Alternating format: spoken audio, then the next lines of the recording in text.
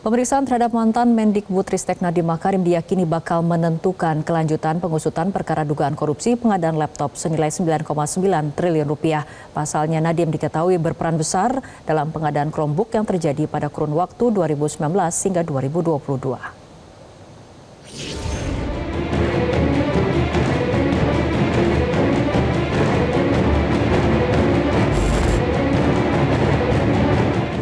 Kejaksaan Agung akhirnya memeriksa mantan Menteri Pendidikan, Kebudayaan, Riset, dan Teknologi Nadiem Makarim sebagai saksi terkait dugaan korupsi pengadaan laptop Chromebook senilai 9,9 triliun rupiah. Sebagai pimpinan tertinggi di Kemendikbudristek saat itu, Nadiem diminta pertanggungjawaban dalam proses pengadaan laptop berbasis Chromebook dilaksanakan. Belakangan proyek Chromebook itu dinilai bermasalah. Penyidik Kejaksaan Agung menduga ada pemufakatan jahat di balik penggantian spesifikasi teknis tanpa mempertimbangkan hasil uji coba sebelumnya dan kebutuhan faktual di lapangan dalam penggunaan Chromebook. Padahal hasil kajian tim teknis internal merekomendasikan laptop berbasis Windows. Kejaksaan juga menyoroti pengadaan laptop yang tidak melalui proses lelang. Nanti akan dipertanyakan bagaimana prosesnya, bagaimana pengetahuan yang bersangkutan terhadap hal ini, dan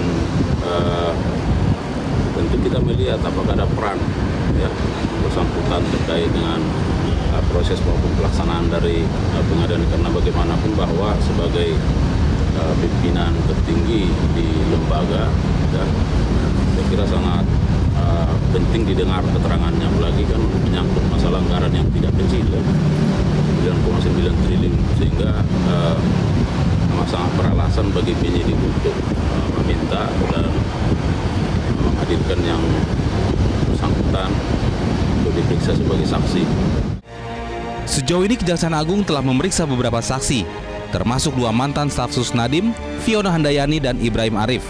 Fiona sudah 2 kali diperiksa, sedangkan Ibrahim diperiksa 1 kali. Mantan staf sus lainnya, Juristan, belum memenuhi 2 kali panggilan penyidik. Penyidik juga melakukan penggeledahan terhadap ketiga mantan staf sus tersebut. Klien kami, Ibu Fiona ini, ya seperti kalian ketahui bersama, dia tetap semangat untuk menyampaikan informasi yang dibutuhkan. Selagi dibutuhkan informasi itu, dia tetap sampaikan. Tidak ada yang ditutupin, tidak ada yang dihalang-halangi. Gitu. Selalu kooperatif. Pun tadi ya diperlihatkan isi chat, isi grup gitu. Jadi nggak ada, hanya pembahasannya di situ aja, nggak dijelaskan apa-apa aja secara detail. Tapi diambil laptop, diambil HP, diambil dokumen gitu. Tadi itu berarti sempat diklarifikasi sama penyidiknya soal hasil sitaan dari apartemen. Bukan diklarifikasi, jadi dia mungkin penyidik mendapatkan apa nih yang perlu diklarifikasi sama Ibu Fiona tentang chat dari Januari sampai dengan Juni, apa-apa aja gitu. Adapun mantan Mendikbudristek Nadiem Makarim sebelumnya telah menyampaikan kepada awak media terkait pengusutan korupsi Chromebook. Nadiem mengaku kaget lantaran pengadaan laptop telah diawasi sejumlah instansi, termasuk pelibatan Jamdatun. Nadiem juga mengklaim proyek Chromebook dilakukan sesuai prosedur. Mengundang Jamdatun, mengundang Kejaksaan untuk mengawal dan mendampingi proses ini agar proses ini terjadi secara aman dan semua peraturan telah terpenuhi. Di luar itu pun kami Kemendikbudristek melakukan konsultasi kepada KPPU untuk memastikan bahwa tidak ada unsur monopoli di dalam proses pengadaan ini.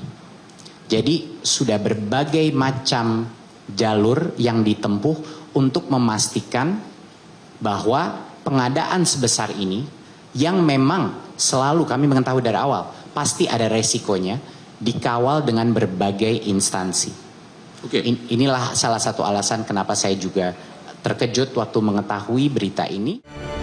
Meski demikian, penyidik Jampitsus menemukan adanya unsur pidana dalam pengadaan proyek Chromebook senilai 9,9 triliun rupiah tersebut. Dugaan korupsi pengadaan laptop periode 2019 hingga 2022 itu telah naik penyidik sejak 20 Mei 2025.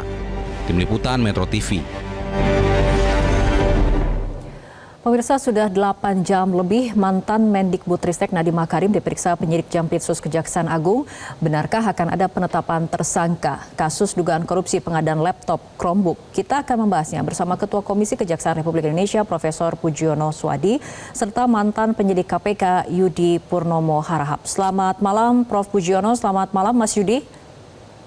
Malam Mbak, malam Pak Puji. Selamat malam, Mbak Fitri. Baik, saya akan Pak Yudi. ke Prof. Pujiono terlebih dahulu. Prof, apa saja yang akan digali oleh penyidik Kejagung dalam pemeriksaan terhadap mantan Mendikbudristek Nadiem Makarim ini? Ya, kita ada tim yang juga ikut mengawal ya proses ini dari Komisi Kejaksaan agar proses ini berjalan dengan baik ya. Nah, yang kita dapatkan informasi ya masih dalam pemeriksaan sampai saat ini, dari pagi tadi sampai saat ini ya digali informasi-informasi terkait dengan relasi antara Pak Menteri dengan ketiga staf yang ada di kementerian itu, Fiona, Juristan, termasuk Ibrahim, hubungan-hubungan seputar itulah. Yang lain-lain tentu ada informasi yang tentu belum bisa dibuka ke publik, gitu Mbak Fitri. Oke, Prof, apa peran sentral seorang menteri ini dalam suatu pengadaan barang dan jasa? Apalagi kan ini anggarannya besar, hampir 10 triliun rupiah.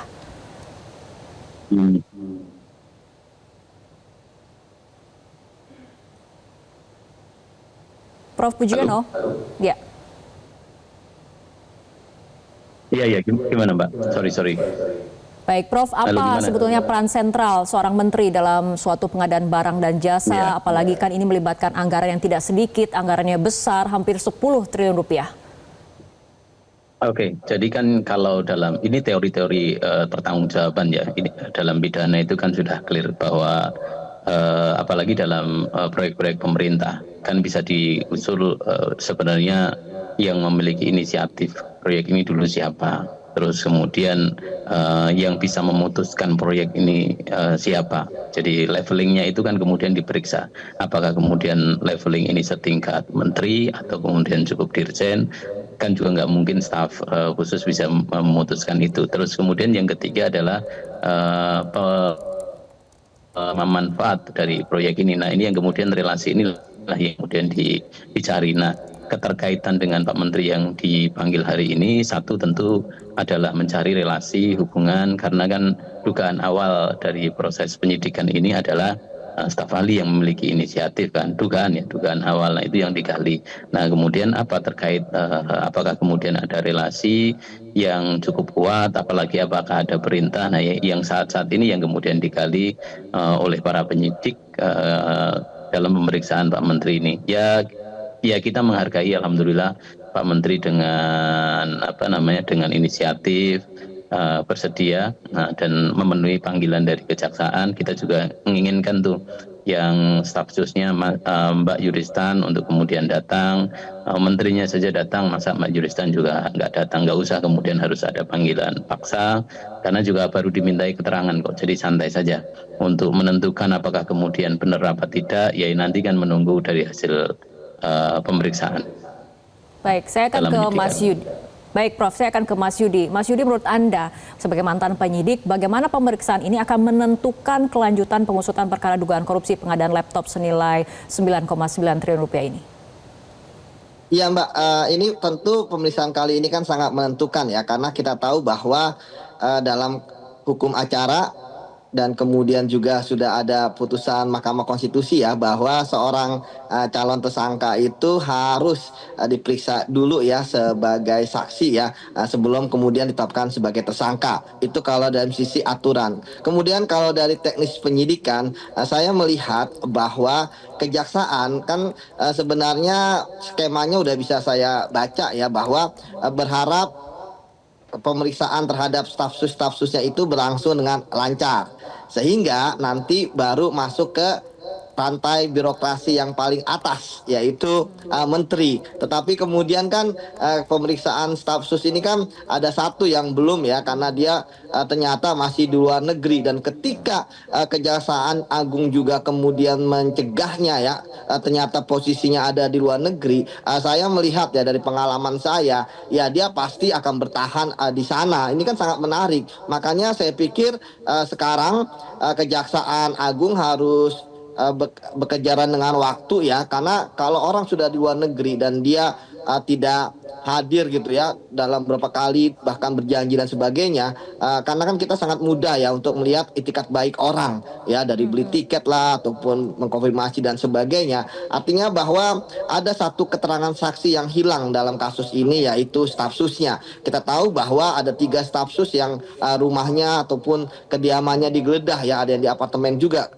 Artinya saya pikir saya menyarankan kepada teman-teman di Kejaksaan Agung, ya mau tidak mau suka tidak suka, maka berdasarkan alat-alat bukti ataupun barang bukti yang sudah dimiliki, karena melihat kasus ini jangan sampai kelamaan juga, karena tentu bisa jadi ada intervensi, bisa jadi menghilangkan barang bukti dan lain sebagainya. Dengan tadi staf sus yang belum ada di Indonesia sampai saat ini untuk diperiksa, maka penetapan tersangka itu sangat penting. Entah apakah langsung misalnya ke orang yang paling bertanggung jawab di atas kementerian gitu ya, atau kemudian staf susnya terlebih dahulu. Saya pikir itu udah teknis dari Kejaksaan Agung. Namun bagi saya proses yang dilalui oleh Kejaksaan Agung dalam proses hukum acara sudah dilakukan. Nah, tinggal kita tunggu saja apakah kemudian babat alas dulu, artinya dari pihak-pihak yang terkait dengan pengadaan ataupun pihak yang tidak terkait dengan pengadaan tetapi mempunyai pengaruh luar biasa gitu ya, ataupun kemudian langsung ke rantai birokrasinya yaitu menterinya. Ya kita tunggu saja Mbak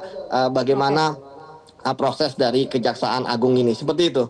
Baik, Prof. Bujiono, hari ini kan kemudian Nadiem Makarim diperiksa dan sudah lebih dari 8 jam kemudian pemeriksaan masih berlangsung, dan ada satu mantan staf sus Nadiem yang tadi dikatakan juristan yang sudah 3 kali tidak memenuhi panggilan Kejagung.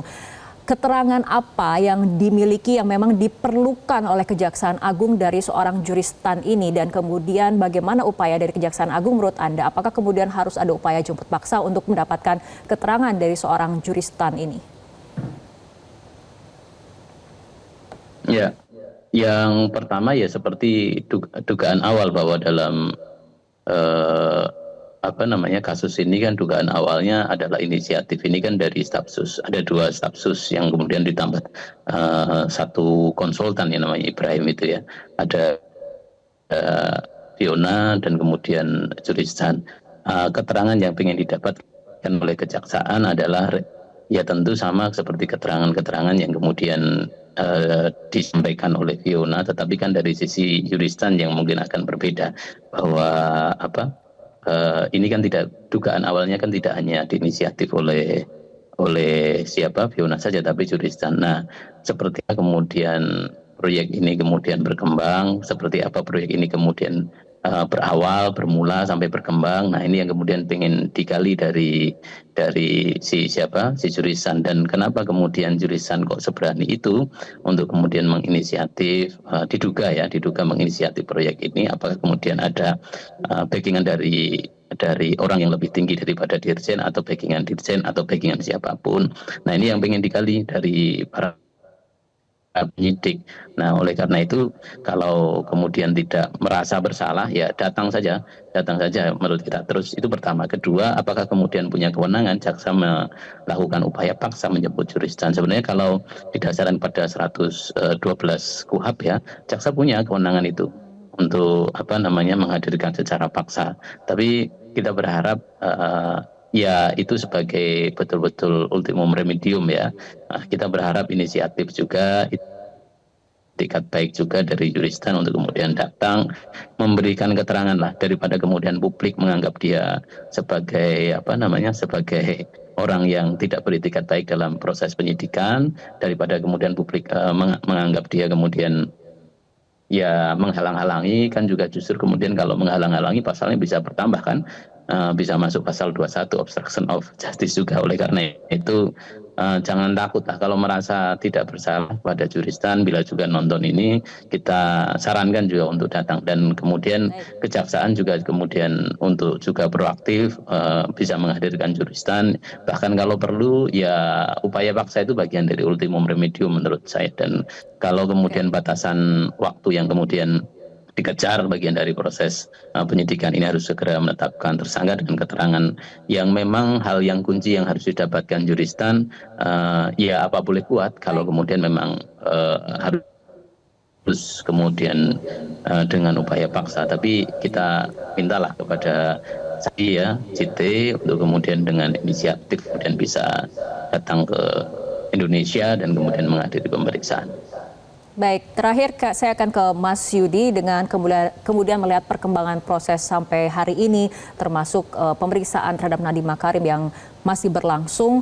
Menurut Anda, apakah penyidik saat ini sudah bisa membangun dengan utuh konstruksi perkara dan memperkuat pembuktian untuk kemudian ditindaklanjuti dengan penetapan tersangka dalam kasus ini? Ya, dari banyaknya jumlah saksi yang telah diperiksa ya, sebelumnya kan ada 28 ya, mungkin sekarang sudah lebih ya. Artinya dari saksi-saksi yang sudah diperiksa, saya pikir konstruksi perkaranya ini sudah sangat lengkap ya. Karena di awal kita tahu bahwa proses ini kan mulai dari awal ya, bagaimana ada pemufakatan jahat ya terkait dengan perubahan spek ya, perubahan kajian teknis ya dari Windows OS-nya dari Windows kemudian berubah menjadi Chromebook ya. Dari situ aja menurut saya sudah sangat mudah untuk ditelusuri. Tinggal tentu menunggu hasil dari perhitungan KN dari entah kejaksaan menggunakan BPK atau BPKP. Tetapi bagi saya itu tidak jadi masalah. Yang penting sekarang kan menurut saya kendala dalam upaya penanganan ini lebih banyak kendala teknis ya. Bagaimana tadi ada saksi-saksi kunci ya, ternyata dia berada tidak kooperatif ya, berada di luar negeri, yang itu sangat sulit sekali karena kalau dia masih saksi maka sifatnya adalah volunteer ketika misalnya kita mau meriksa dia di luar negeri, entah di kedutaan besar Indonesia ataupun di gedung kantor kepolisian Australia. Nah, kecuali kalau misalnya ditetapkan sebagai tersangka, maka kita akan bisa meminta Australia untuk mengekstradisinya karena kita punya perjanjian ekstradisi ya dengan Australia, walaupun ya tentu dengan mekanisme peradilan di sana yang sangat-sangat lama. Jadi kembali lagi, saya pikir cara yang paling singkat yang bisa dilakukan oleh kejaksaan saat ini agar mempermudah penegakan hukumnya adalah dengan membuat kerja nyata, yaitu menetapkan tersangka segera untuk menunjukkan kepada orang-orang yang saat ini masih belum kooperatif bahwa kejaksaan serius untuk mengungkap kasus ini, siapapun yang terlibat dan siapapun nanti yang menerima aliran uang jika ada aliran uang yang mengalir kemana-mana. Seperti itu, Mbak. Baik, kita tunggu sama-sama bagaimana perkembangan pemeriksaan yang dilakukan oleh penyidik Kejaksaan Agung untuk hari ini. Terima kasih Mas Yudi, terima kasih Prof. Pujiono telah berbincang bersama kami malam hari ini dalam Prime Time. Jelajahi cara baru mendapatkan informasi. Download Metro TV Extend sekarang.